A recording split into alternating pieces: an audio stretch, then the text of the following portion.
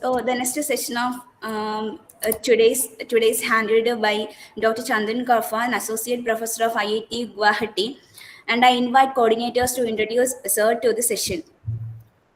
So next we have most eminent professor Dr. Chandan Karfa, associate professor in the Department of Computer Science, IIT Guwahati. He holds a PhD and MS by research in computer science and engineering from IIT Kharagpur and BTech in information technology from University of Kalyani, West Bengal. His research focuses on formal verification, high-level synthesis, machine learning for electronic design automation, hardware security, and security analysis of compilers. With prior industry experience as a senior R&D engineer at Synopsys India and academic exposure as a visiting researcher at New York University. He brings a strong blend of research depth and practical expertise to his work. At IIT Guwahati, Dr. Chandan Karfa actively contributes to research, teaching, and the development of advanced methodology that enhances the reliability and security of modern computing system. We welcome you, sir, to take this session. Yeah, thank you, Sania, for the introduction, and thank you, the organizer, for inviting me. I think looking into the number of audience, I'm quite excited. Also, it's Friday evening, 7:30. I think it's not the right time to talk technical things, but we have to, right? But the number encouraged me to talk for more than 1 hour. Yeah, so I'll share my screen.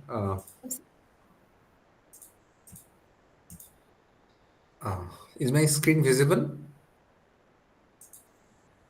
Yes, sir. Yeah. So before starting the talk, probably I'll take 5 minutes to introduce what we do, just for sake of give the uh, platform, right? What kind of work we are doing at IIT Guwahati. So as mentioned, I'm Chandan Karfa. I'm a faculty member in Department of Computer Science and Engineering in IIT Guwahati. I lead the lab called Automation Verification and Security, or AVS lab. So me and Dr. Sukant is part of this. We have a very strong group. So currently I have 7 PhD students who is working different part of this design automation process. I'll talk about more. We have also quite few BTech and MTech students. So as Sania mentioned, we primarily work on electronic design automation. I'll talk about more today. You will appreciate why this is so important in current semiconductor industries. Recently, we also put a lot of focus on how machine learning can help this EDA process, and also conventional technique like high-level synthesis, formal verification, hardware security, compiler security. So for more information, please visit my website. Just to highlight that we got funding from we have a strong alumni, first of all, and we got funding from a lot of industries, from Google, Qualcomm, Intel, Samsung, and also my students are doing well, which give me a lot of satisfaction. A lot of best thesis award in the department my student received in the last few years. Qualcomm give me this faculty award just for, and I think it's again appreciation of my students. There are worldwide competition called Hello CTF, which is a security competition worldwide, and we basically it happened for 3 years, and we did well, right? So we actually first time was the third place, then second place, and first place. So it's all about my students. So we publish in top tier venues, all good journal conferences, and we got fund both from industry and governments. One of our focus is to make our work open source. So last 5 years, whatever the significant work we have done, uh, which is useful for the community, we make everything public in GitHub, right? So some of the links are here. As I mentioned, we have funding both from government and industry, uh, and then on the uh, opportunity sides in our group, we take someone intern someone every year. We also can have joint BTP and MTech project where the students of your college can work with me, even it's an unofficial way, it's fine. But as long as she or he is good, sincere, have interest in higher studies, I'll be happy to coordinate and work with you, right? You all are faculty members, so if you try to uh, recommend someone, I usually take the intern and this kind of project in the internship in the recommendation mode, because I trust my colleagues in other colleges, right? If they told that somebody is good, I'll trust it, right? Also, I have few position in project which you can take. PhD, I'm looking for again a motivated student in PhD. One thing I want to highlight here about IIT Guwahati, it's little bit unique from other institute. We take BTech students in PhD directly into PhD with GATE score, and BTech can be from any branch. I want to highlight this one. Any branch BTech is eligible to do PhD in IIT Guwahati in computer science. So what you have to do, if you're from computer science, you can either choose for only PhD or MTech plus PhD. If you choose MTech plus PhD, you have to do more coursework. I mean, it makes sense, right? But if you're from other branch, you have to do MTech plus PhD because you don't have enough background in computer science. Again, you have to do more coursework, right? But you are allowed, right? And there are government funding, you all aware. But I want to highlight that nowadays there are a lot of high funding PhD scholarships available from Microsoft, Google, Facebook, TCS, Qualcomm, Prime Minister, PMRF. All are basically high-end fellowships, and this quite attractive, I think, for the students. Okay, this I'll talk about more later. I also developed two NPTEL courses. One is C-based VLSI design, which is running for I think 5 years. Another one is digital design is very low with Professor Sahu. Both are running in NPTEL platform, right? So students may take those courses. This is just for my group. I think this is what I think I have able to give you some snapshot of about our work, about my group. So I'll come back to my talk now. Okay. So the title of the talk here is Application of Machine Learning in Semiconductor Industries. Since this is a online mode, I would suggest if you have any questions, you can interrupt me in any moment. I'll be happy to answer, and I think that will make things more engaging. So you just speak out, right? You open your mic and then speak out. Then only I'll able to see. If you put a chat, I'll not able to read. Or if you're putting in chat, the host can interrupt me and ask the questions. I like questions, and that make things engaging, right? Otherwise, it's a one-way traffic, right? I'll skip speaking. I don't know what the other people are doing. So keep me a little bit interested for 1 hour, right? And that will be good. So title is Application of Machine Learning in Semiconductor Industries. I think many of you don't know much about the semiconductor industries. So half of my talk will be on what is the semiconductor industries, what they do, how they do, right? All those things in very high level without much going into technical details. And then I'll introduce how machine learning techniques can help this industry, right? So that will be the kind of overview, and I'll also talk about the kind of research we are doing in this domain for last couple of years. Okay. So nowadays we are connected to a smart device, right? So laptop, smartphone, everything is smart nowadays. And to make something smart, you need an IC, integrated circuits, that is put inside, right? Whether it's your computer, laptop, it can be your watch, it can be your TV, it can be your washing machine, anything, right? Whenever you try to make smart, you have to put some ICs which will do some smartness, right? It's a kind of electronic circuits that will do something. And looking into any domain, right? It was a car, cell phone, smart TV, robots, medical devices, radar, aerospace, everywhere it's a billion of such integrated circuits are connected. And without this ICs, all this revolution that is happening surrounding, we are getting smarter every day, is impossible. Even you think about all the machine learning, you need hardware, right? So the hardware is kind of the hardware market or the semiconductor market is booming because of this, the demand of these integrated circuits or ICs in every domain, right? So that's the kind of the motivation, and it's going to grow, right? It is not going to die anytime soon. So just to tell what is this IC, what is there inside, right? So if you look little bit up from electronics background, you know there are transistors, right? So effectively all these ICs or the circuits or the electronic component has a transistor inside this, right? What is transistor? It has PMOS, NMOS kind of transistor. Effectively, transistor is nothing but a switch, right? So it's basically just like our board switch. When you switch on, switch off, the transistor inside does the same thing. Either it become the current flows through it or it does not, right? So when it flows, it basically kind of switch on, or it does not, it switch off, right? So something like this. You can just think about it very high level. And based on the characteristics you can actually define which is PMOS, NMOS. But effectively, it's if you give certain voltage in this gate. So when you put some voltage, either the current goes through this or does not, right? And now whether you will give a positive charge or negative charge, based on that it has been positive PMOS and CMOS, right? So finally it's have a specific behavior, right? When you give some values here, either the current goes through this or it does not. And when it goes through, it's a kind of 0, other it's 1, right? So now this is the very fundamental thing that is there in your device. And you connect, you put so many things, and if you connect in some specific way, you will get some behavior, right?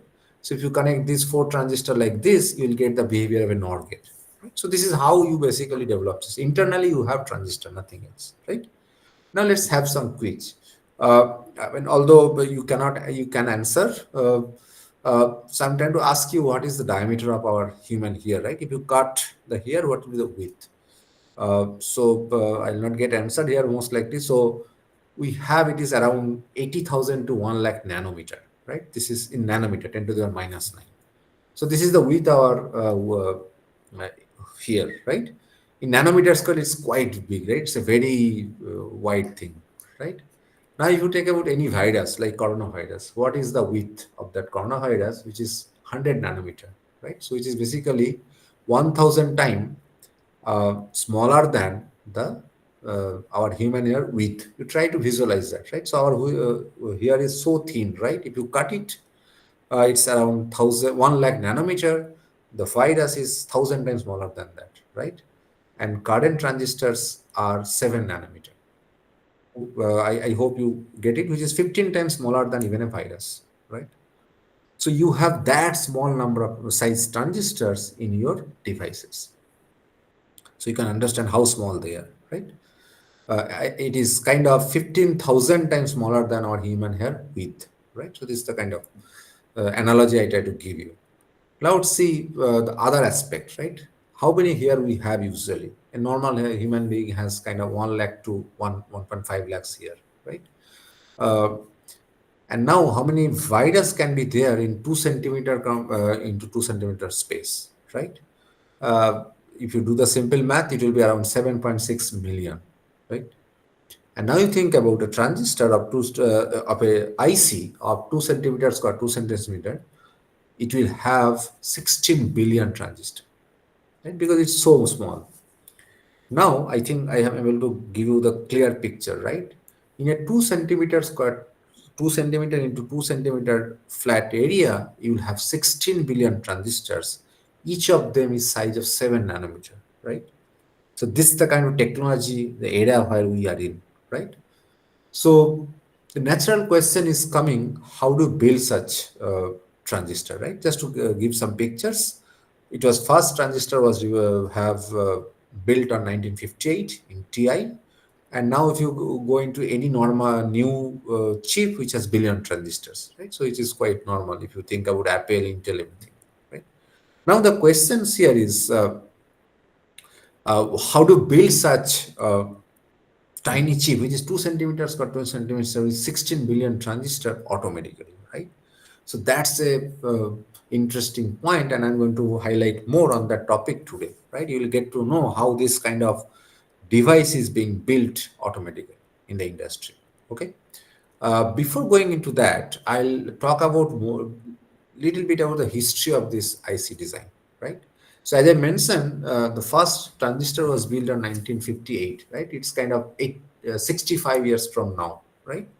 And now we are in 7 nanometer technology, right? Which is reached in 2020 itself. Now we are kind of in 3 nanometer also. So the idea was that you try to make your transistor smaller, right? So when I was a student in 2000, as an engineering student, the technology that we used to use is 180 nanometer, right? And now we are using 7 nanometer, let's say. So you can think that in my lifetime of 20 years, transistor size become 10 times smaller in 20 years, right? You can understand, right? 180 to 10, it's 18 times smaller, right? So why we are trying to make our transistor smaller? You can think about this. These transistors are nothing but the computation unit. They'll do the operations, right? The computation that we want to run a program, we want to run a video. Finally, they'll run on these transistors, right? So if you have more transistor, it means your device has more power, right? It can do more operations. Now, unless you make your transistor smaller, you cannot put more things into the same area, right? So that's why people try to make the transistor as small as possible. And this is what happened in this 20 years I'm talking about. You can think about what was there in 1960 or 70s, right? So what this Moore's law predicted that the transistor size will become half in every 2 years, right? Roughly. That was he predicted in 1965, and that things are followed mostly till 2005. After that, it's a little bit flattened, but it's still going smaller, right? So, as I try to mention that if you have smaller transistor, you can put more transistors in small area, right? That is what I talked about in 2 centimeters. 2 centimeter, you can put 16 billion transistors, right? Now, the major question comes here. If you hire more people, you have to pay more salary, right? If you have 1 people working for you versus 10 people working for you, you have to put 10 times salary. Now, in context of chip or the IC, now you put more transistor in the same area. Your size is not growing, rather it's getting shrinking because your chip can put more computer and more transistor. Does it take more power? Here the money, so when you hire a man, you have to pay money. Here to run the system, you have to put power, right? So if you put more transistor, does it mean you need to give more power, right? The answer is no. It is basically the Dannard scaling is saying that as long as your area is fixed, right? Doesn't matter how many transistors you fit there, the power consumption will be same. So that's give the opportunity, right? So now you can do more work with the same cost, right? It's not like human being. If you have 10 people, you have to pay 10 times more. Here, as long as you can make your transistor smaller, you can put them fit into the same area, your power consumption will be roughly same, right? So based on these two parameters that you make transistor smaller and power won't grow, this all this shrinking business happen, right? And things goes on. But from 2005 and 6 onwards, uh, there is a problem. You cannot make it smaller and smaller, right? It's already 7 nanometer, 3 nanometer. What happened when you put too many transistors? There is a heat effect. Side effect is basically it generates a lot of heats, right? And it burn your chip, right? So your transistor may malfunction. One becomes zero or zero become one because of this heat. Because they're very tiny thing, right? Even some difference may make some problem in the transistor. So people realize that this making the transistor smaller and putting more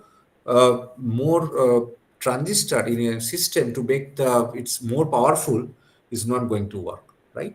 And then it came the era of multi-core architecture, right? So when we started in 2005 or 7, the dual core Intel bring the dual core computer, right? Desktop.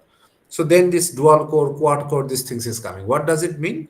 I'll not make one processor more powerful. I'll make 4 processor and connect them. So if I have one processor, instead of making one processor double transistors, I'll make 2 processor separately and I'll connect them. That also give you the same thing, right? This multi-core architecture you have to, based on that concept. Instead of making one thing more powerful, let's use lot of them. But the question here is that does it same, right? If I use 2 core, my performance should get double. If I make 4 core, if I use 4 processor, my performance would become 4 times faster, right? Four time extra, double, 4 time. But if you now keep adding 4, 8, 16, 32, will it grow like this? It is not, right? So if you look into this graph, this is actually talked about this, right? So if you try to make the processor from 1 to 2, performance is 1.8, kind of, not 2x exactly, right? When you make 4, it is around 3.7. One is 16, it is around 10x. It is not 16x, right? When it's 32, it is only around 12x. And when you make 256, after that, it will not grow further, right? No matter whether you have 512 processor or 1024 processor, performance will be similar. Why is that? Very simple, because when you have multiple processor, you have the synchronization problem. Some data maybe in this processor, you have to move it there. You update the data there, you have to bring it back to this processor. So you will end up doing a lot of this data movement and all this movement, and that will make your processor slow, right? So multi-core is good, but there is a limit of performance enhancement through multi-core. So what is the solution? Uh, the solution is basically the specialization. Just like human civilization, we have specialization now, right? So we know, I mean, we don't know everything. I don't know anything about medicine. I don't know anything about history. I don't know about this law, right? But there are specialists. Somebody lawyer, somebody is doctor, somebody is engineer. But engineer also so many sub-specialization like computer science, electrical, mechanical, and so on, right? So same concept has been brought into this electronic circuits or ICs. What we are going to do? What is processor, by the way? Processor is basically a general purpose computation unit, right? I can run anything on the processor as long as I can convert my operation or the program into the instruction set that processor supports, right? So every processor has a set of instruction set. If I write a C program, I have a compiler that convert that C program into the machine code, and machine code in terms of the instruction set of that particular processor, because that processor can only execute the set of instruction which is aligned to this processor, right? So every processor has a different set of instruction. It's kind of instruction set architecture. So as long as I can represent my program in high level to those set of instruction, I can run that, right? It's called the general purpose processor. But what is specialized hardware? So that is what happened to our laptop, desktop, and everywhere, right? I can run my C program, I can run my Word, I can run my music player, I can run the browser, everything I can run in the same machine, because it's a general purpose processor. So there is a compiler in between that converts those applications into the instruction. But in the specialized hardware, what we do, we don't develop the general purpose processor anymore. I will make a processor which can do one task, only one task, and it will do very nicely that task, very efficiently, right? You think about, I have in a computer, in a mobile chip, you have communication, right? You have to connect to the tower. So I'll put a chip that will do only that business. I have a camera. I do all this image processing thing, right? I make my photo big, beautiful, and all those things, right? So I'll write all. I should have only small chip that will only do image processing. It will not do the communication. I have one for my IO communication, right? One thing for Bluetooth, something for your internet, something for your other activities, right? So you have separate, small hardware unit that will do only one thing. So what is the advantage here? It has a huge advantage, right? I don't need to make my processor more powerful anymore. And one processor may be $1,000. Here, one chip may be $10, because it is a very tiny one and it will do only one task, right? It will do one task. So that's how this in this area of hardware accelerator. We try to make accelerator for everything, right? We make cryptographic accelerator, we make this image processing accelerator, we now make a lot of ML accelerator, right? So we build chip that do one thing very well.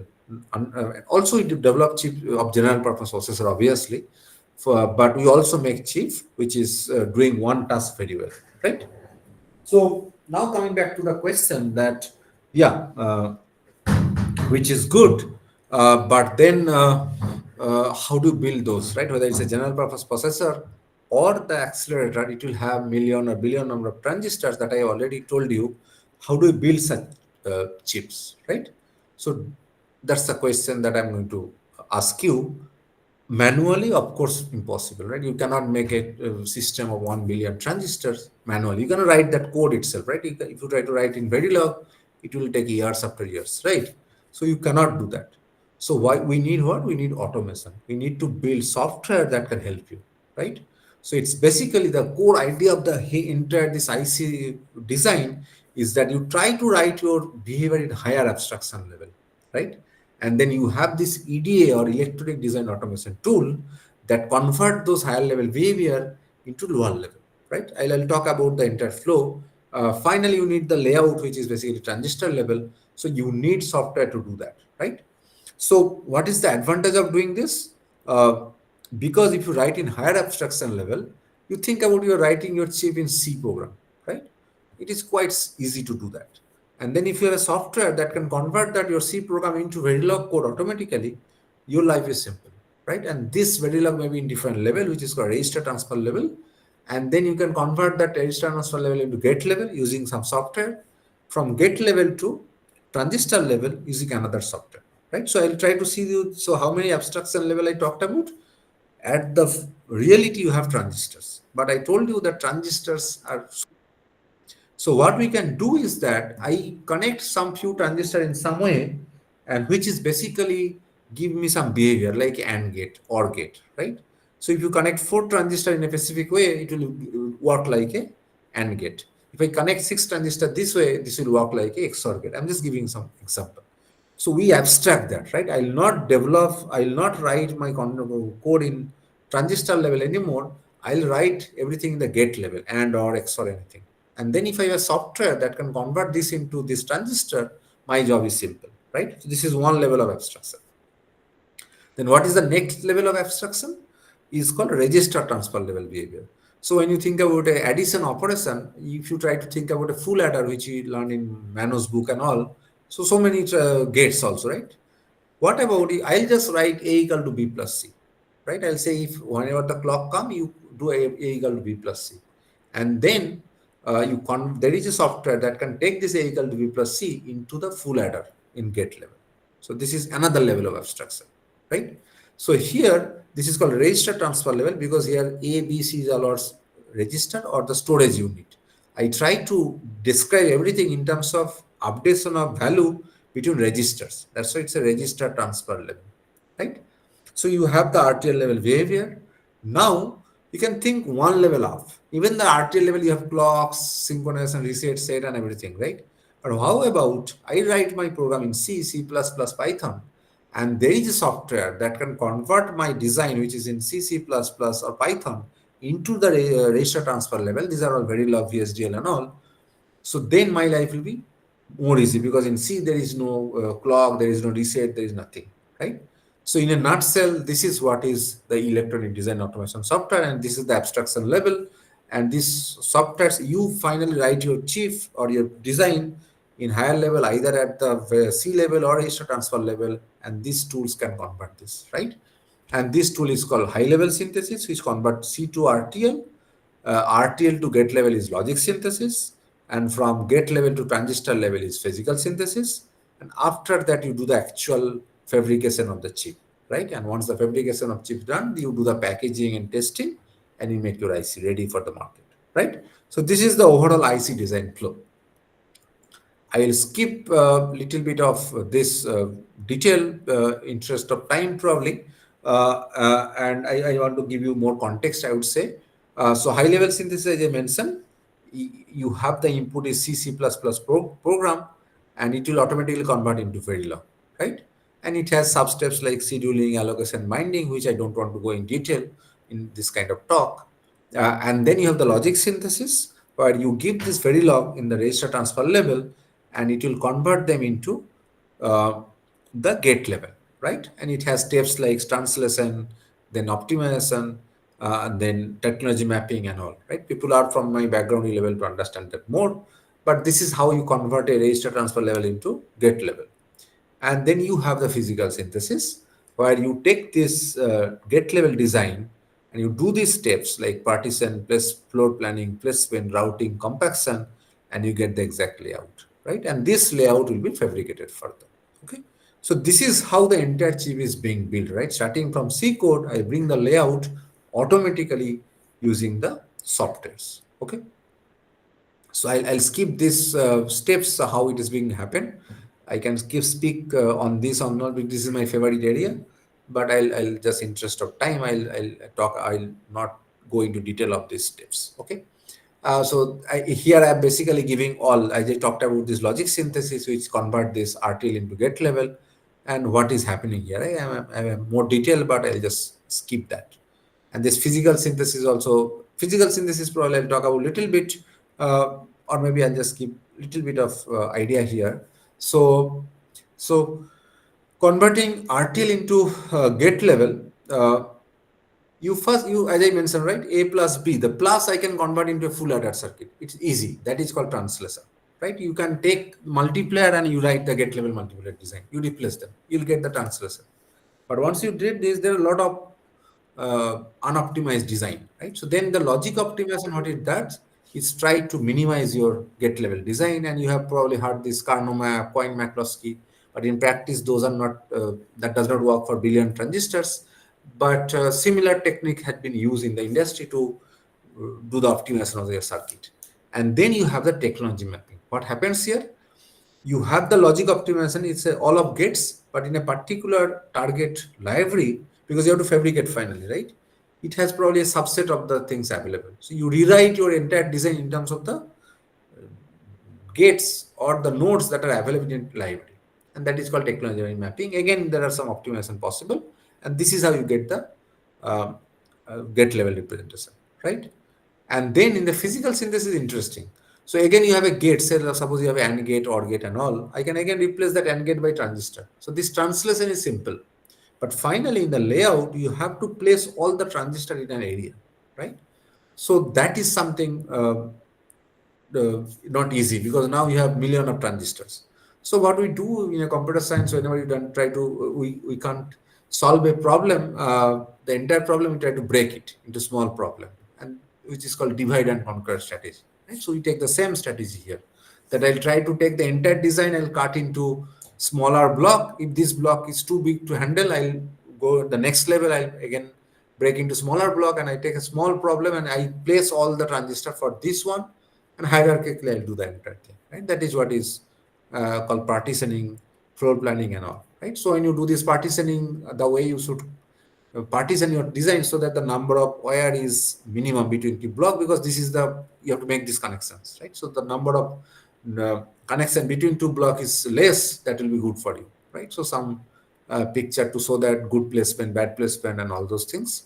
And finally you do the connections, right? When you place all this block, you have to make the connections, and this connection is not going this diagonally, right? It will go X and Y direction. So this is, again, there are a lot of decision here. How do you make the connection so that your wire length is minimum and so on? That is called routing. And finally, you will get your layout where each transistor is placed in a specific location of your chip, and exactly the connection has been done, right? So this is called the layout, right? And this will be fabricated. In a fabricated is a very, very costly affair, and only very few companies have this, and India government is now pushing into for a fabrication thing. I'll talk about more on that. So it's a clean room where you can understand that you have kind of machine that can actually do that kind of transistor building, right? It's not they build one transistor at a time. It's kind of diffusing one metal layer with another. It's silicon and dioxides and all those things. I don't want to go into detail, but this is how they build a chip, right? Once this is built, the next thing is the part in the semiconductor industry is verification. You have to make sure that your chip is functionally correct with the original behavior, right? So you have to do a lot of such verification in the circuit level, in the chip level, in the design layout level, and many level, right?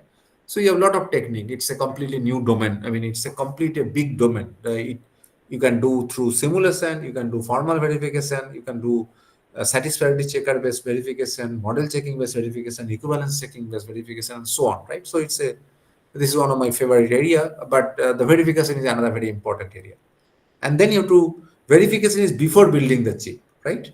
So you try to make sure that your circuit, which you have in C level to transistor level, they're actually equivalent, right?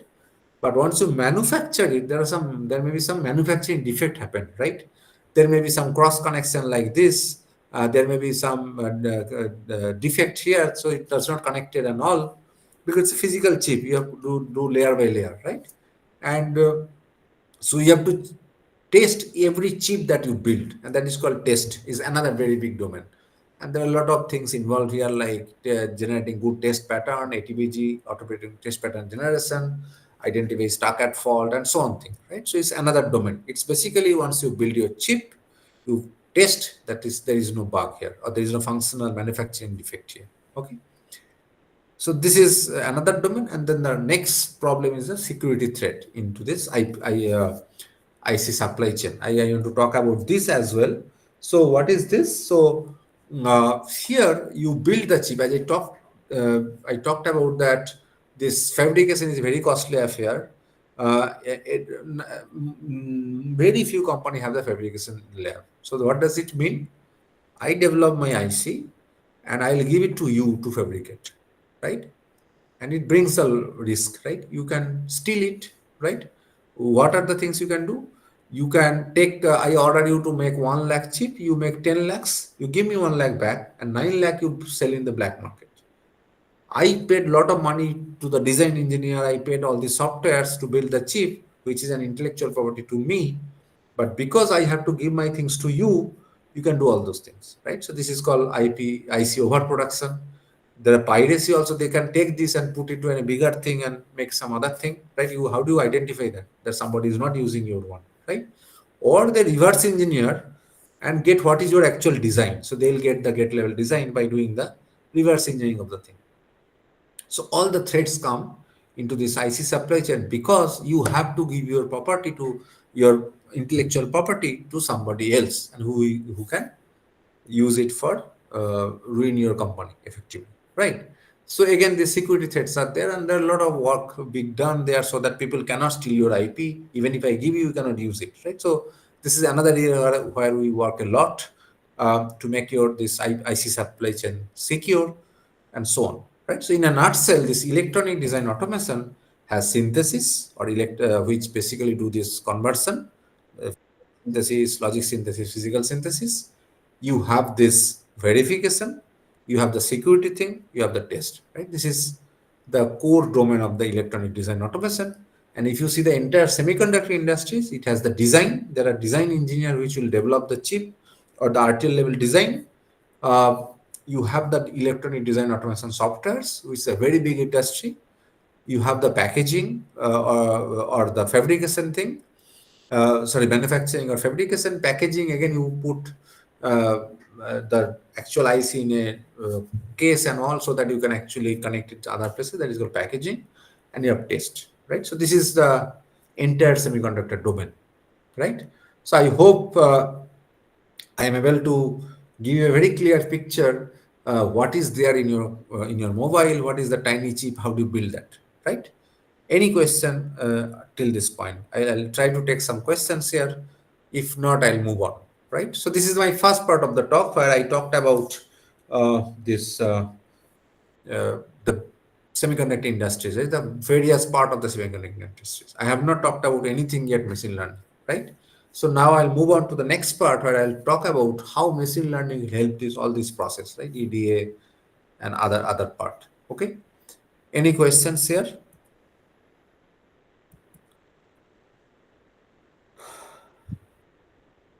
Okay. If no questions, I'll move on.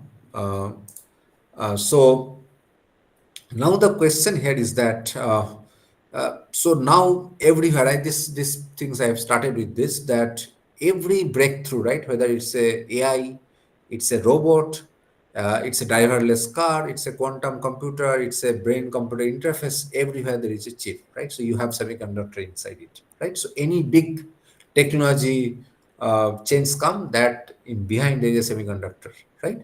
And this is how the semiconductor market grows, and it is expected by it will reach 100 billion, right? 1,000 billion, right? So it's going to happen. It's quite understood that we need more servers, we need more computation, we make everything smart and all, right? So everywhere we need effectively the chip. Okay. So And this is some number which I can ignore, that the markets and all, which I'll ignore. But let's look into this process more from a different perspective, right? So I told you that the EDA process.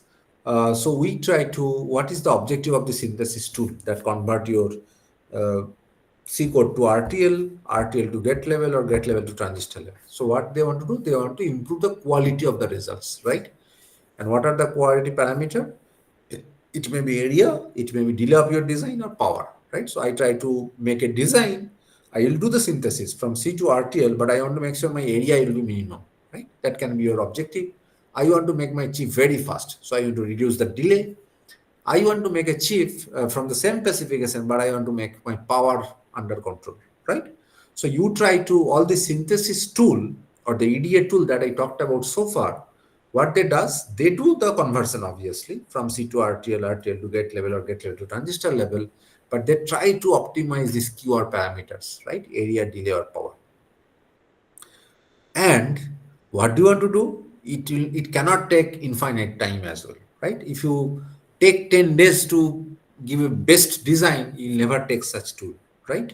So your objective is to get the good quality of results, but within quick time. The tool should give you the best design in very small time. You cannot just wait for days or hours to get the design, right? So that's the objective of everybody. Everyone to get the best chief automatically, because you cannot do manually, right? You have to rely on these softwares. Now we'll see the real picture, right? So uh, sorry. So now I just give an example, this Cortex A510 project of ST Microelectronics. uh, it's it has the search space of 10 to the power 25. Why this search space? I'll talk about a little bit here. Say, for example, this logic optimization I talked about, right? So you think about, I have a gate level design. I want to optimize it so that it has minimum number of gate. And this problem is a complex problem, or computationally hard problem, right? It's called NP complete problem. Similarly, I talked about this partition, floor planning, routing. Every problem is effectively NP complete problem. What does it mean? It means that if you want to get the best solution, you have to search all possible scenarios, right? And that is why the search space is coming, right? So if you have uh, 10 to the power 25, the number, it's equal to the number of possibility that can happen in your design, right? So obviously, nobody in the world have time to uh, check all possible and all possible scenario and give you the best design, right? Then your tool never complete the design, right? So what this tools does, they try to use very heuristic inside it, right? So they have used a lot of heuristic uh, process for logic optimization, translation, then this routing, placements, and all, right? So to make the your turnaround time or the run time less, right? You want to make your tool faster without compromising the quality of result much. If you run the all possible scenario, probably you get the best area, let's say 100, but as long as, and that may take say 10 days, but in 1 hour, if you get a design which is 10% extra area, you'll probably accept that, because instead of 10 days, I'm not running in 1 hour, and my area is only 10% extra, right? This is what this tool does during heuristic. They try to get the as good as result possible, but within quick time, right? So to complete my example, that the search space was 10 to 25, and you have to run, because you run something and you say your area does not match. You will do some modification in your design, or you try to apply some optimization, and then you run again. And this run may be 10 to the 3, which is 1,000 time, right? So effectively, if one run take 3 hours, so you'll effectively spend 2 weeks just to get your design, right? So this is the kind of the time is needed practically to make your design meet your all expectation, right? All the targets. So it's a huge time, right? Still, this is manageable because of the heuristic.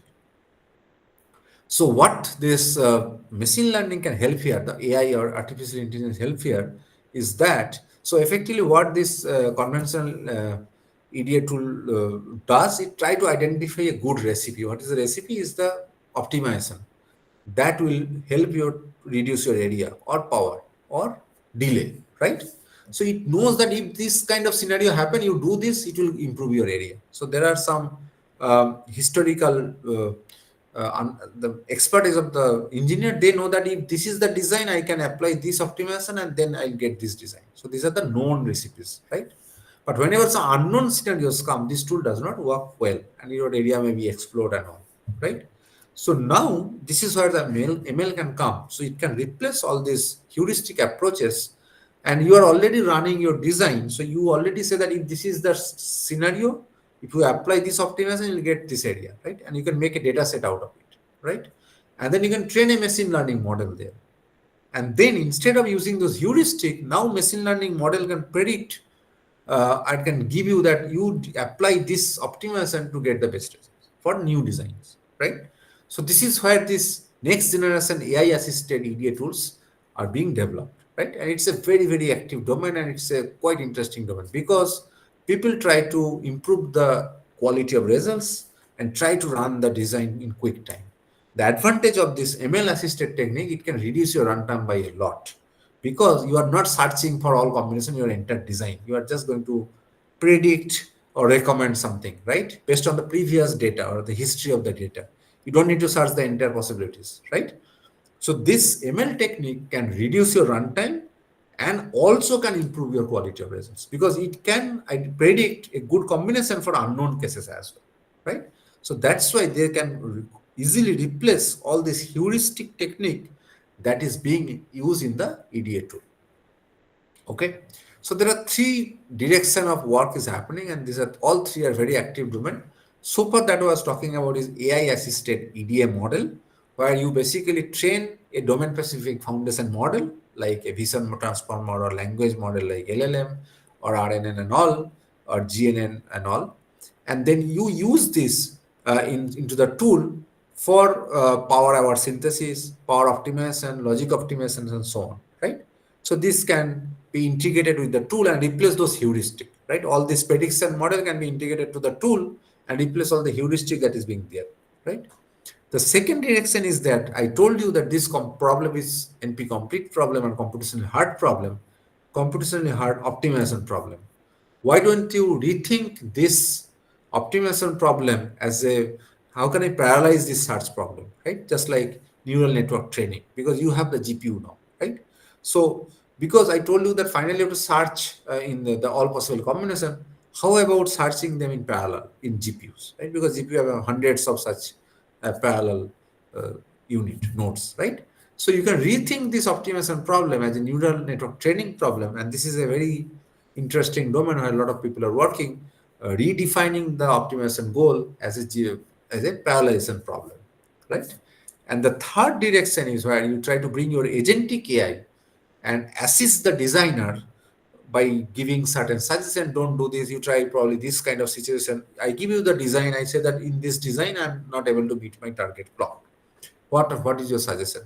Based on the error report, he already can identify, because the language processor, it can identify the path where something is happening, and it can suggest that in this path you apply retiming, or you apply something there, right? Or you bring a register stage there, you apply pipelining there, and you can work on that, right?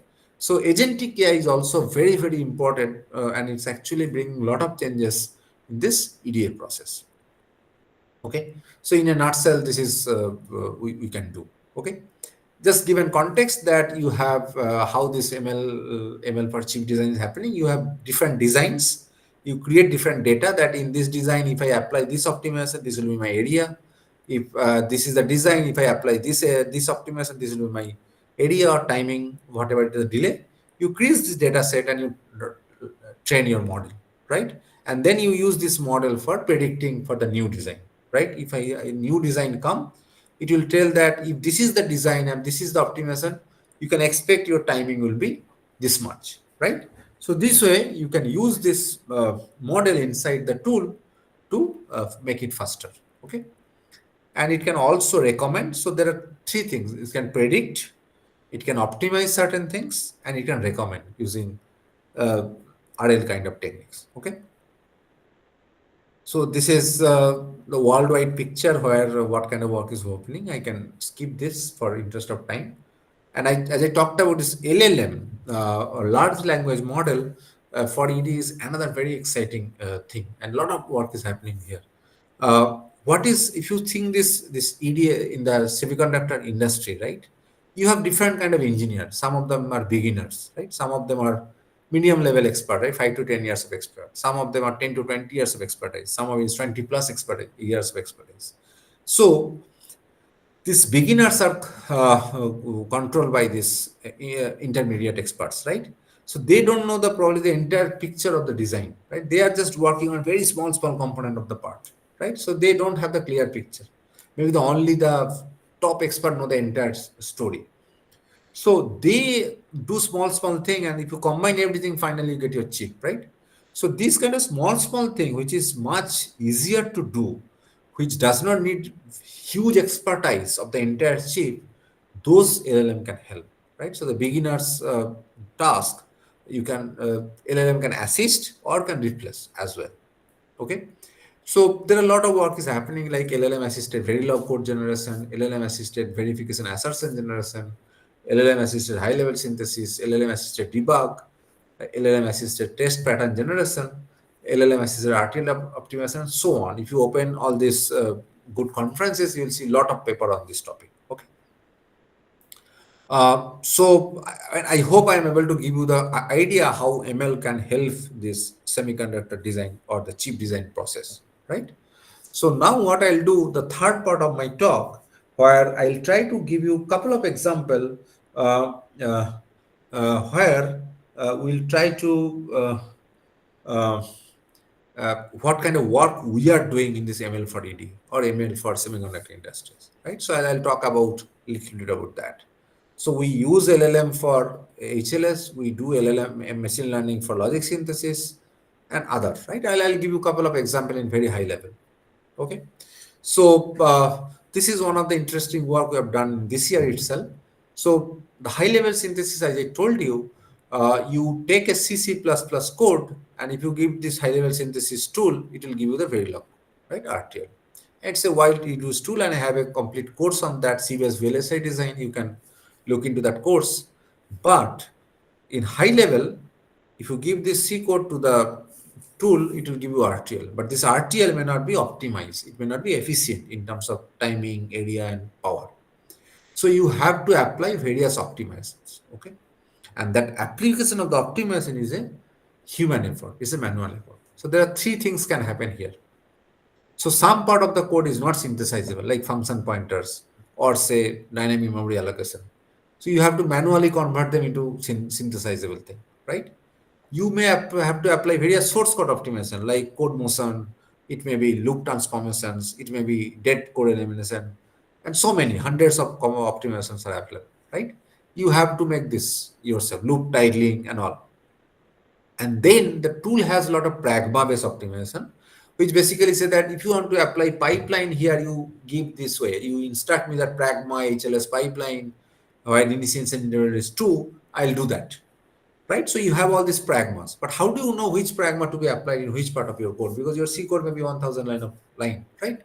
So all this, although it's a very nice story that I give a C code, you give me the Verilog, it is true, but it may not be useful because your tool cannot automatically identify these things. It's your expertise. So what you have done in this work, which is called LLM assisted HLS or LHS, what we have done here, we have shown that LLM can actually assist this part of the task, right? It will not do the conversion of C to RTL. That this HLS to do very well. So it can suggest you that, this code is not synthesizable, you convert this way. If you ask him to apply loop tiling, it can do automatically, or it can actually identify the location where you can apply this pragma-based optimizer. And this is what we are doing effectively through LLM, right? And we have shown that this is quite useful, right? To give example, right? Sir, Yes. sorry, sir. Sir, there is a one query in the chat box. Yeah, please. Agentic AI system replacing human in the loop verification for routine tasks, or will they remain assistive tools? Can you repeat the question one more time? Yeah.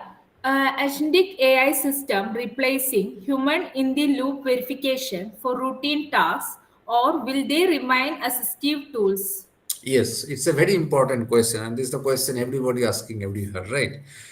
The point here is that the tool can assist you; it cannot replace everything, because finally an expert has to accept or reject the suggestion that LLM is giving, right? Because it its memory is more than a human being. It can see the entire thing, the big picture better than you.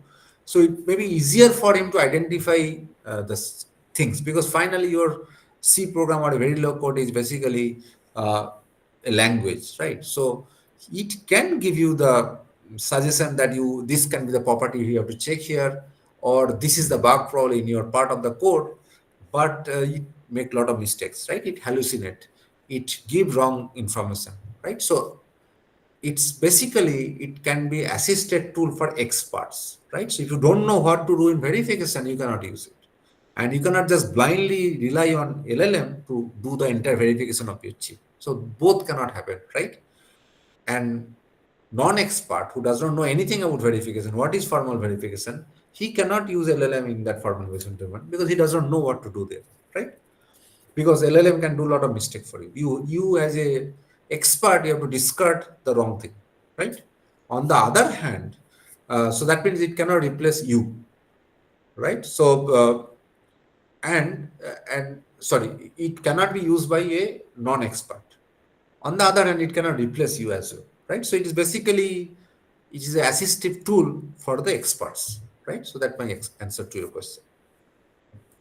Okay, so as I was talking about here, this there may be a function pointer which can be rewritten as a specific function, and LLM can do this very well for you, right? Any LLM can do this kind of transformation.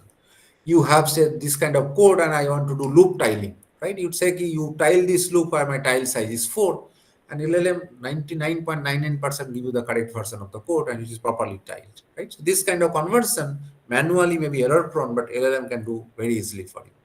Or you say this is my code, this is the convolution code, sorry, max pooling layer code, I want to identify good optimization. It can say you apply pipeline here, you undo this loop, you undo this loop, you partition this two array into two arrays and so on, right? So this kind of suggestion LLM can give you, and actually gives very well. Okay, so these are the manual tasks which LLM can help you, but finally you have to rely on this HLS tool to generate this good Verilog for you, right? So this is the work we have done, and we can show that we have taken machine learning model. I want to make machine learning accelerator. So the initial latency was this much, it's some crore, right? And then when I apply the source code optimization automatically through LLM, I get this is the latency, which is 13 times faster, right? So my my design become 13 times faster than the original design, right? Then I apply pragma-based optimization. Again, I get almost 9 times faster design. But if apply everything together, I got almost 27 faster time design through HLS.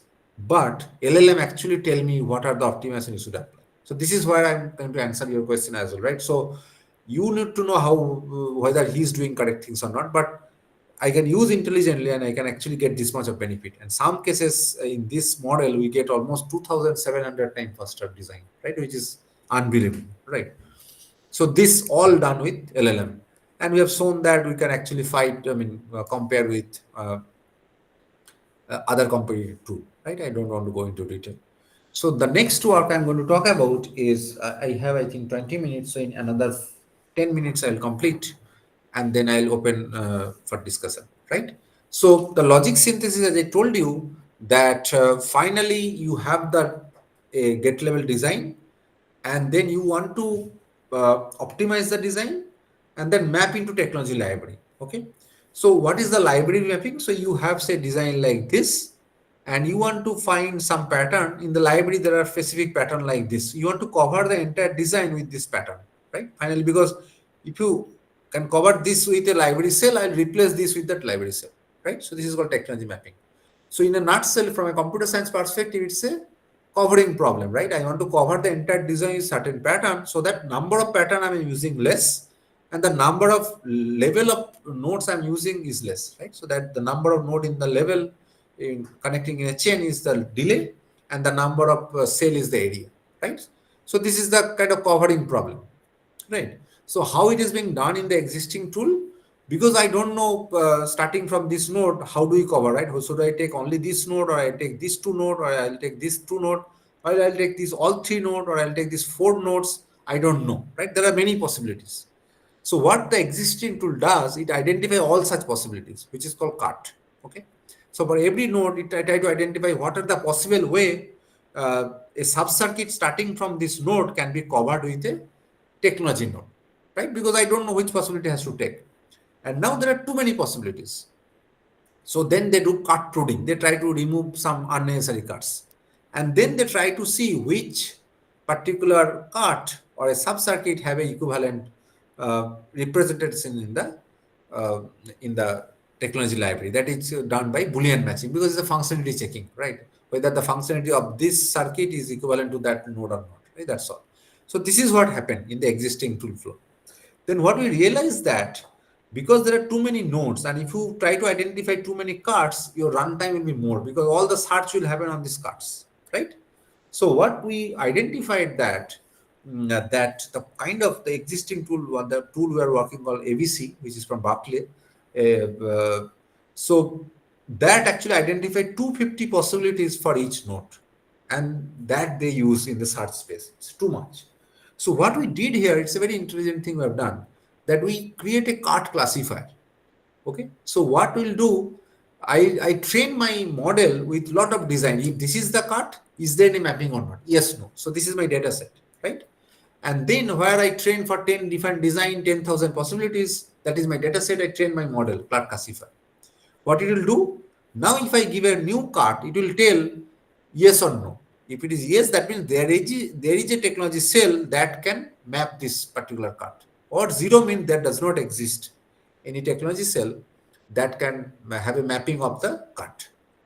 And our model was around 97% accurate. What we found that 80% of this cart are not mappable. So that means the all possible cart that we're identifying, 80% of them are useless. And the entire tool flow was using them, all this cart pruning, the truth table computation, Boolean matching, everywhere I'm using all those 80% unnecessary nodes, right? So with this ML, what I just did, I remove all this non-implementable cart. 80% of the cart is gone, right? Then what we did, we get another ML model which can predict the delay of a cut, which is very easy, right? Because you take different cut, because they are now implementable cut, right? They are not non-implementable. You have removed them. So for all implementable cards, what we do, we create again a data set. I say that if this is the card, this is my delay. If this is the card, this is my delay, right? This is my data set, right? With this data set, I create another model. I train another model. And now what it will do, if you give me a cut, it will tell me what is the expected delay. Again, this model can be 99% accurate, right? By combining this, what I did, I just keep only top 10 cut for the node. The existing tool was keeping 250. We just pick top 10 based on the cut classifier and delay predictor. And we saw that with this, we are able to get a better performance than the existing tool, right? To give the results, you can see here that this is the number of cut is being used, right, in a normalized scale, and almost 50% of the cut we have reduced, right? So we have detailed results. Don't need to look into this. We are using only 49% of the cut the ABC use, which is 51% we have removed.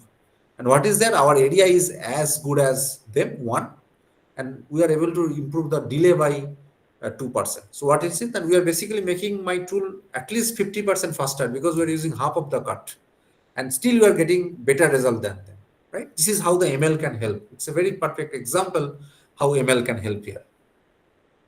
Then we, Sir, yes, yeah, sorry, sir, there is one more query. yeah, What please. kind of data sets are used to train machine learning models for logic synthesis, since real netlists are confidential?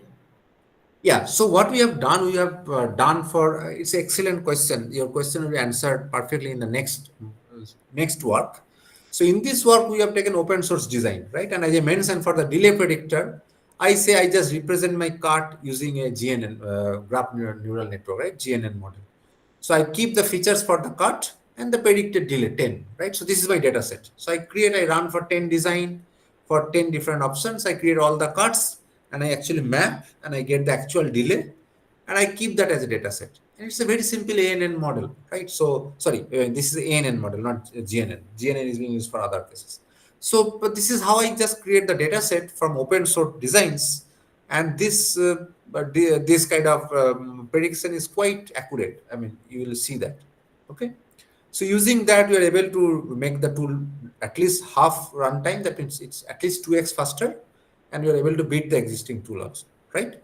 Then comes to your problem. Where is your design? Because when I'm developing the tool, the designs are not with me, because tool is developed by Synopsys Cadence, and design is developed by Intel, Samsung, Apple, right? So we have to solve that problem.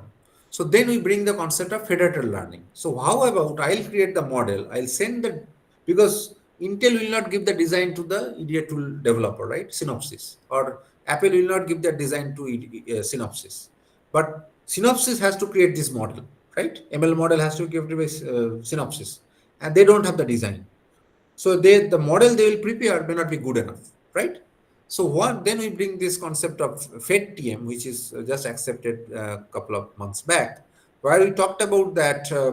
How about I'll create the model, I'll send this to design houses. Synopsys will send it to Intel, Apple, Samsung.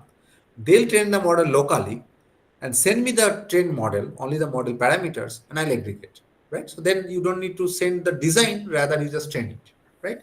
And that's actually was promising, right? So we have much better results than Leap, right? So we don't need to go into detail, but summary is that we are able to reduce more 23% more card as compared to our previous work, Leap, right? Which bet the ABC. So this is how you solve the problem of designs. You don't have the design, but still you can train in your design house and you combine, right? That is what the EDA tools should do. And we have shown that with doing all those things, the runtime has, we are able to make it, say, 98% faster, I mean, overhead, right? So it is basically, you can see that its actual runtime is, say, 4.12 seconds, it is 2.78. It's kind of become half, right? And so on. So this is what we have done in FedTM.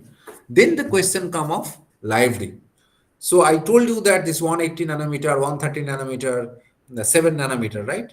So now the question here is that your design house may use 7 nanometer, I may use 45 nanometer. So the model that I trained for 7 nanometer will not give good performance for 45 nanometers. It's a very simple thing, right? It cannot work because it's a bigger transistor. Your area will be more, your delay will be more because the transistor is bigger, because 45 is the size of the transistor, right? In some sense. And 180 is much bigger, 7 is much smaller, right? So the delay will be more, right? So the model that I've trained in 45 will not work good in 180. And that is this diagram shows, right? So when you train the model in, say, 45 nanometer and predict there, it is quite accurate, right? This green at so this is the actual value. The shaded one is the predicted one. It's quite close, right? It's for all designs. But when I use the same model in 130 nanometer, actual area is much higher. It's expected because it's a much bigger technology node. But my prediction will be as good as the original one, right? So this is actually very bad. So how do you make your model work across libraries? Because you cannot control which library that the design house is going to use, right? So we come up with the idea. So I don't want to go into detail of how we are doing this, but finally we bring the concept of transfer learning. So how about whenever I give the model train on my 45 nanometer, I give it to you. If you found that you are using 7 nanometer, you create some 30 recipes, you retrain, right, the model for the small data set and use it, right? That's a very concept that you have done. This is what we have done in this metal work, right? And with this, we get back the actual accuracy, right? So for example, say when you are using say 45 nanometer, but you are using in 180 nanometer, the accuracy becomes 7%. It's useless, right? But after this fine tuning, our accuracy becomes 97%. And this is basically for different designs, right? Similarly, it was 10% for 130 nanometer, but it became 97 after transfer. So that's give you the clear picture, right? To handle design, you do the FedTM, federated learning, and for define library, you do the transfer learning, right? And if you do this, this is the detailed result that the accuracy goes back. So it was bad, 19%, 20%, but you become 95% when you do the transfer learning. And with this, the designs are getting optimized across library, right? So we have NAND 45 library, or ASAP7 library, Skywater library, was GF library 180 nanometer. everywhere after transfer learning, the green is the best result, right? We are able to beat the ABC, right, with the green one. So with our transfer learning, and it's working across all libraries, right? So the transfer learning can help you handle different technology libraries. Okay. So that is in the logic synthesis side. I'll just take a couple of minutes maybe. So assertion generation is another very important area where we work. So I think there is a question there. So when you make your design, you have to verify your design is functionally correct or not. So how the industry goes, I give you the specification.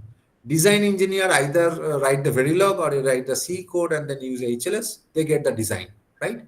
From the same specification, the verification engineer identify what are the property to be checked, right? It will write the property like if this signal on in clock, this clock within 2 clock, that signal has to be on, right? Or if this value is on, the other value will be always 0, right? If this value is 1, this value will be always 0, something like this, right? Those property they write in system Verilog, right?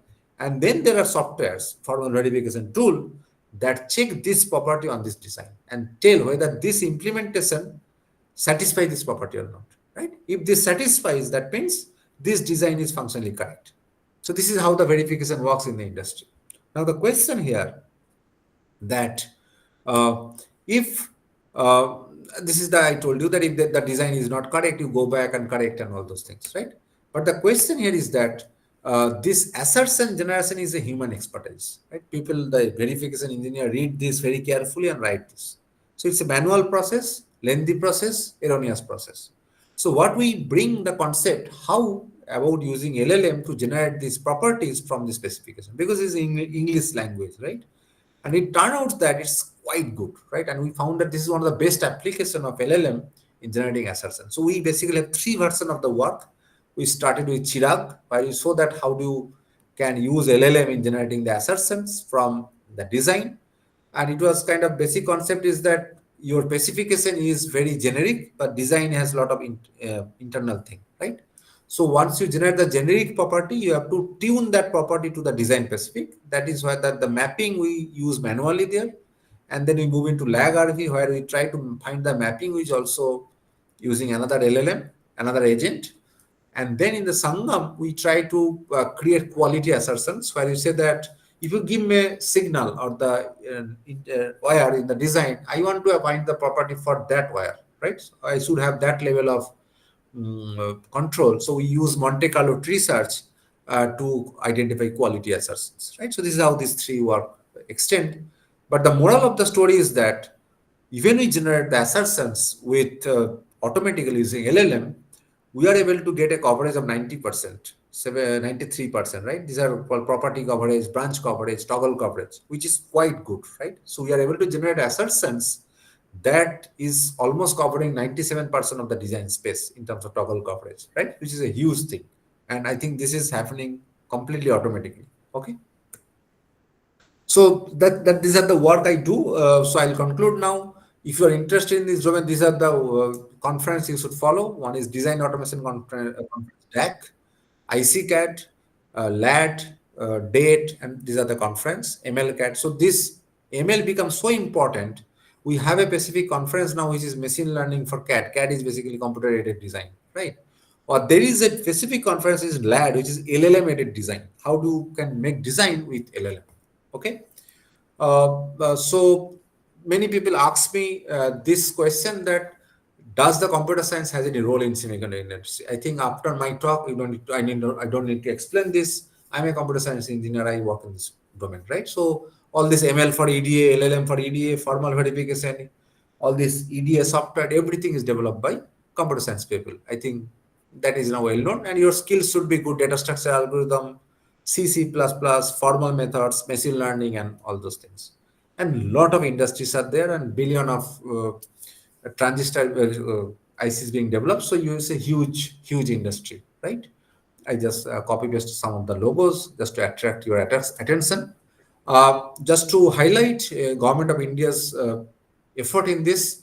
So Government of India has decided to make this fabrication. I told you the fabrication is very costly, right? So under this India Semiconductor Mission, now Government of India is building this fabrication lab, 2 in Gujarat, 1 in Guwahati, Assam. So where we can actually build the chip in India now, right? So most of the chip is now developed in Taiwan, right? TSMC, probably you know that. So we have Tata Semiconductor Lab in Gujarat.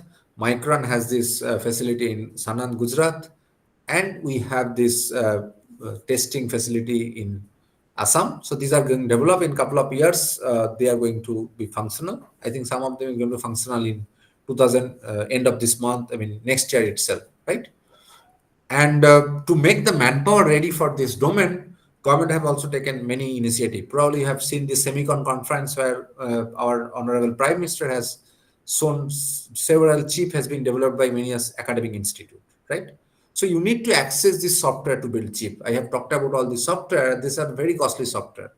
So to enable the access, there is a mission called C2S, right? So with this, any academic institute can register here and they can use all the software for free. All the software by Synopsys, Cadence, Siemens, these are all free and this is sponsored by Government of India, right? And there are a lot of such training facilities there. I hope you will know aware of all those things and through which you can actually develop your skills so that you can ready for such industries, right? So in conclusion, this in India semiconductor mission is a game changer. A lot of big things going to happen in India in recent future, and ML and LLM has lot of use in the semiconductor industries, and there are enormous opportunity, I can tell you, because these are two different domain. The core people are in the ADA domain; they don't know ML well, right? So they want to people they know the both the domain, right? You need to know the EDA domain or semiconductor domain, as well as you need to know the ML domain. Then you can work here, right? So a lot of potential to unlock, and I hope some of you will take motivate your student to work on this domain. So with this, I conclude. I'll look for questions.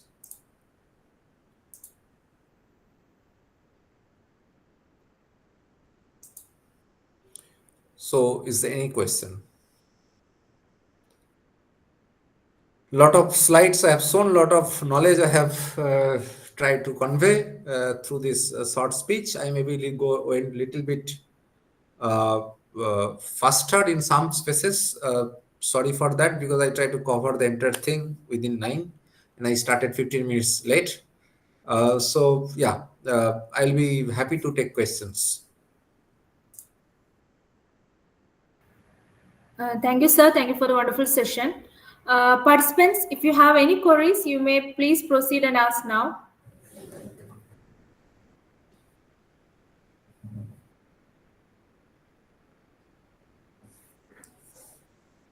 Okay, there is one question here. What should the leaf framework do if it encounters a logic card whose delay is never seen before? Yeah, so it's true, but it will predict something, right? So what will happen here that uh, many a time it will give you a value which may be very close, right? Maybe 80%, 90% close, and which is good enough for your tool to work.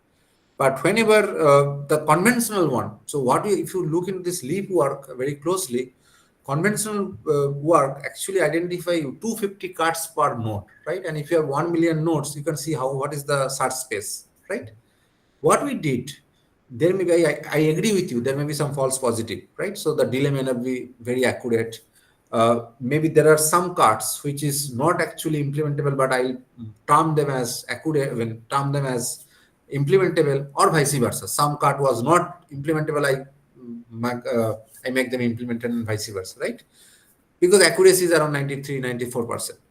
But even if I have some spurious thing, I reduce the search space from 250 to 10, right? So that give me the fast runtime improvement, right? And uh, even if you use some non-good, not so good cards, it's okay, because you also have some good cards there, right? So effectively, it's okay to have 10% extra thing in your entire search space, which your machine learning may not give you the accurate thing, but still you are able to cut the search space from 250 to 10. That is where my leaf helps a lot.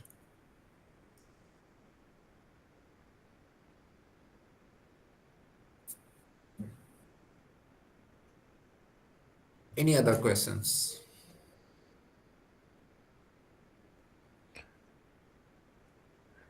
Sir, thank you Yeah. for your wonderful insights on like how semiconductors in that also is related to computer science. So, uh, for a beginner like who is not that familiar with the other side, what are with the basic tools or what kind of things he can look at when you go Yeah, for so I would tech? suggest you can take a couple of EDA courses. For example, you can take my CVS VLSI design courses. There are some courses on physical design automation. There is one course I know which is very good. This is called RTL to GDS. So if you know, I mean, if you just know the flow, you get the idea, right? And you need to know little bit of digital design. You need to know how the adder looks like, right? How adder works, what is clock, what is set, reset, and all those basic digital design concept. What I know, right? I know how this tool works. I know basics of digital design. I'm not a RTL expert, and you should be good in programming, right? Because you have to write the code which is very big, right? You have to handle million of nodes in your code, right? So having basic knowledge of digital design, good programming skill, and the EDA flow, and one Verilog language, one hardware description language is Verilog or VSDL, that is good enough. And I think if you want to do, there are a lot of sources in NPTEL, 2 3 courses if you go through, you will be ready for to work on this, right? So this is how you should start in this domain. There's one more question from Divya. What are the main bottlenecks in scaling MN model for very large search space, like 10 days to 25? So the advantage here is that you are not going to search anymore, right? You will just predict, right? So that's the beauty. So because the conventional technique will try, if you write a optimal algorithm, right? ILP based solution or something, it will search 10 to 25, right? And if you are using a heuristic solution, it may be use 10 square space because it just says check whether this pattern is there or not. If this pattern is there, I'll apply this optimization. But in ML, I'm just predicting. If you give me pattern, I'll tell you this is the area. If this is the pattern, this will be the power, right? So I'm not searching. You are just going to use as a predictor to take the decision. Earlier, what are you doing? You take all possible combination and then you do optimization, and then you tell, oh, this area will be 10 nanoseconds. So the delay will be 10 nanoseconds. What I'm doing now in my model, I have other models where we have shown that this is the say cut or the design. If I apply this optimization, I will not do the actual optimization, but I can predict what will be the resultant delay or what is the resultant power. And as I mentioned, that even if this is 95% accurate, who cares? Because finally, you don't need to do all the difficult step of synthesis, right? It is just predict, and I can use that value just like the delay predictor I have used in my Leap framework, and then I can use that in the flow. And in doing that, I can actually do the things very fast. And most of the time, this if your accuracy of the model is around 90-95%, most of the time you'll get a as good as result of the original tool, right? That is the objective. I don't want to reduce my quality of results, but I want to make my tool faster, right? So that is possible with this ML model because you don't need to search this 10 to the power 25 space anymore. Okay. One more question from one of the audience. What are the consideration for selecting EDA tool for project? I think if I understand your question correctly, uh, there are two kind of work you can do. So where the way I do, I try to improve the tool itself, right? EDA tool. So I work inside high level synthesis tool, logic synthesis tool, where we try to use ML technique there to improve the tool, right? And the other point may be how you use this tool to make a good design, right? So that is another expertise. So it depends on your interest. My interest, I try to make the tool faster, better keyword. In that, you need a different skill set, right? You need to be a good coder. You need to able to handle a big code base because you are not going to develop your own entire tool anymore. You are going to use some open source tool and try to modify that, right?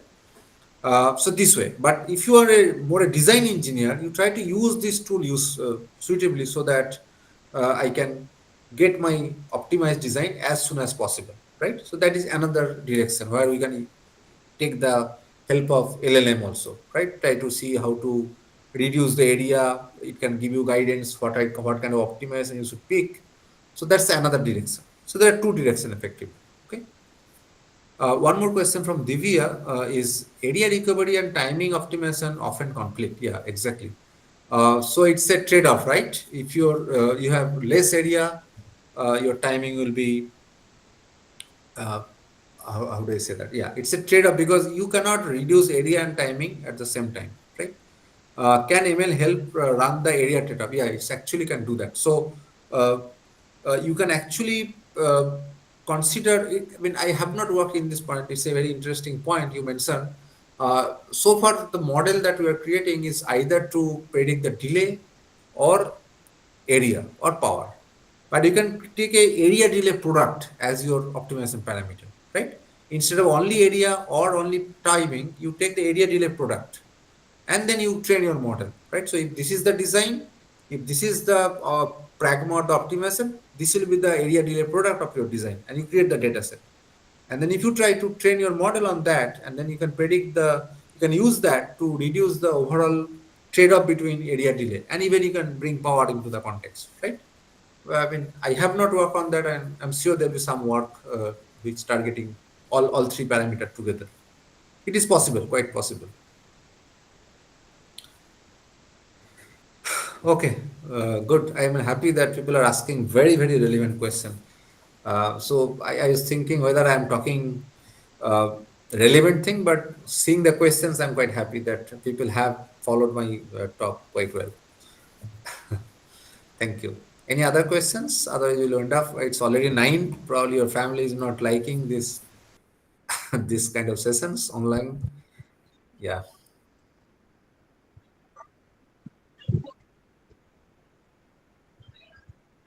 So if no other questions from the participants, I think the coordinators can share the thank Yeah, you thank you. notes So feel here. free to connect me over email or LinkedIn. I am quite active.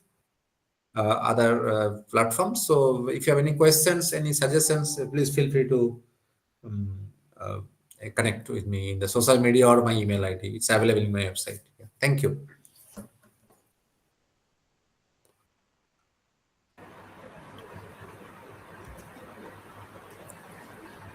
On behalf of Department of Computer Science and Engineering, TocH Institute of Science and Technology, I would like to extend my sincere gratitude for delivering such an insightful and engaging session on application of machine learning in semiconductor industries as part of the AICTE ATAL sponsored FDP.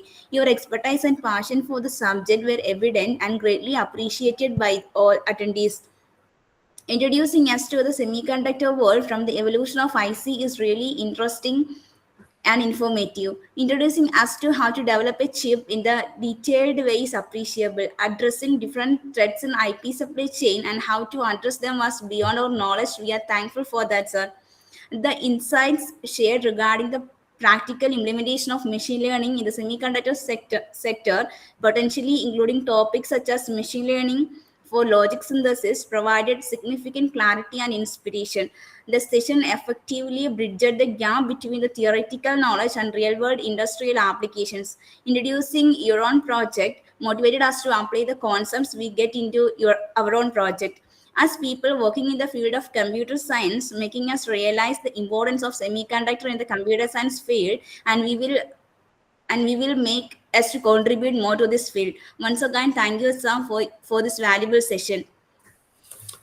Okay. Thank On you. behalf, on Please. behalf, thank you, sir. On behalf of all the participants present here and from the side of Department of Computer Science and Engineering, TocH Institute of Science and Technology, we would like to present our token of appreciation in the form of a virtual memento to you, sir.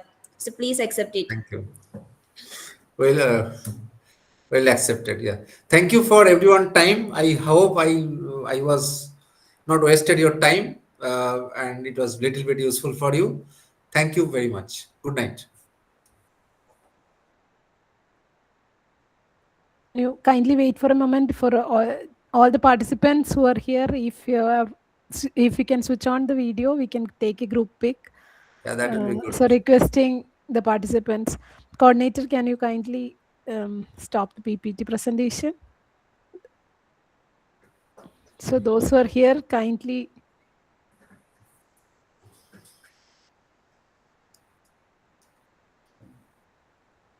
So I really like the organizing team is excellent when they are always connected, and I got four, five reminders so that I never forget things. Thank you, ma'am. So people, it's well Uh, appreciated.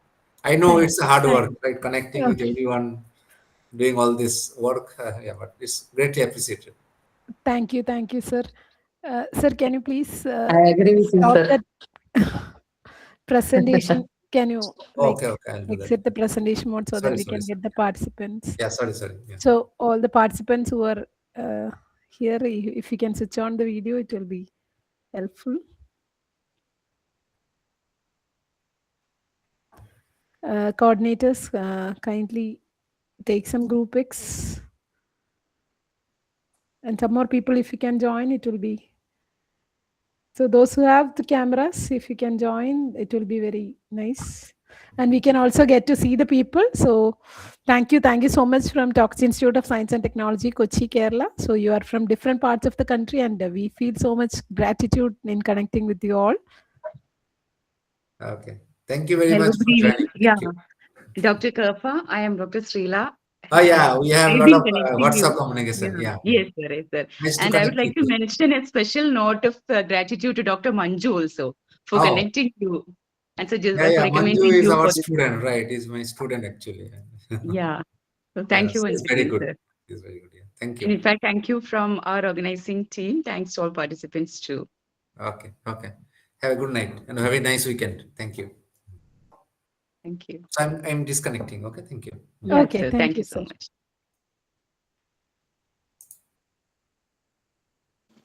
Okay, thank you, sir.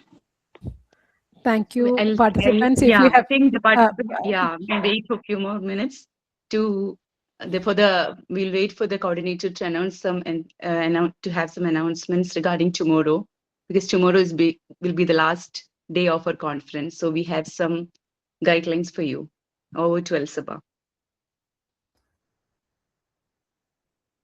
thank you, ma'am. So thank you, participants.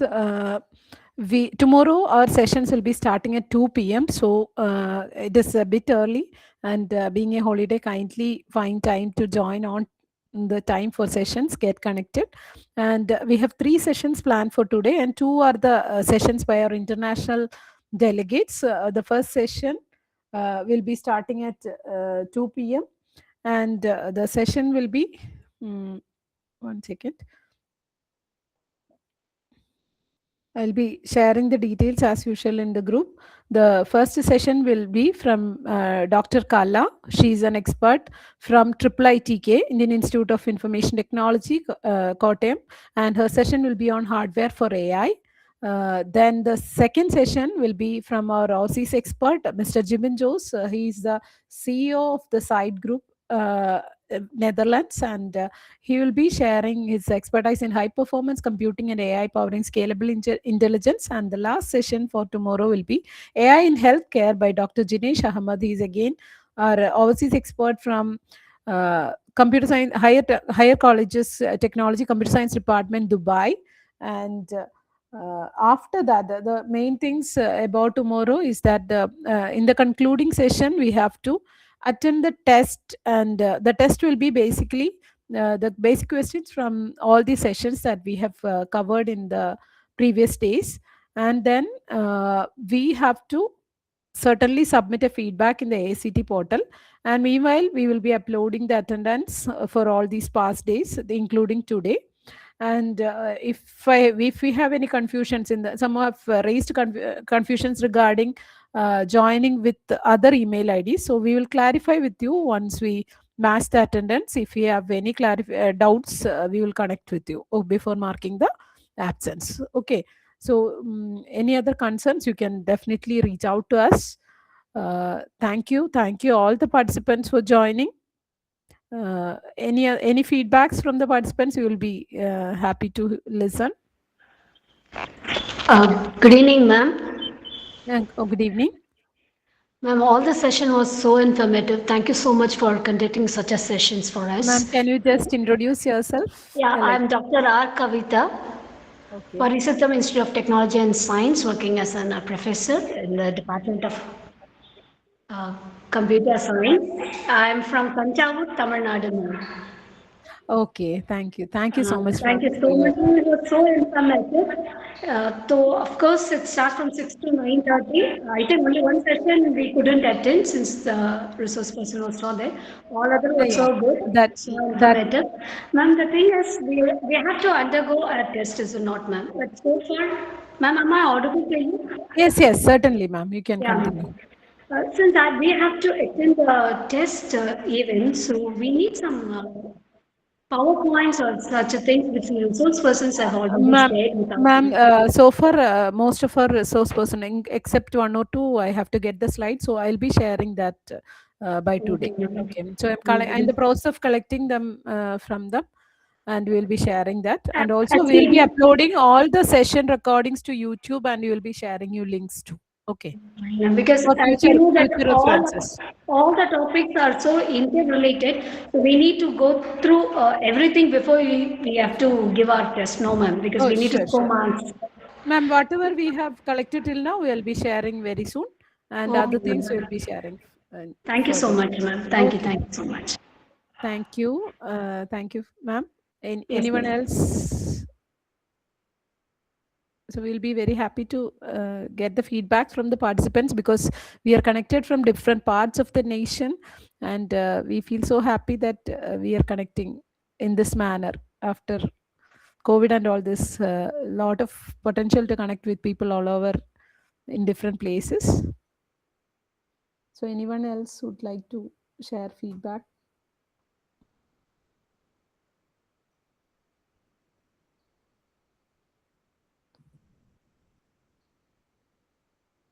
So if not, I think we can wind up the session. Thank you everyone for joining in this odd times. And tomorrow, please do remember to log in at 2 p.m. Thank you. Thank you all. The feedback link is shared here. I'll share that in group also. Okay. Thank you so much, ma'am. Thank you.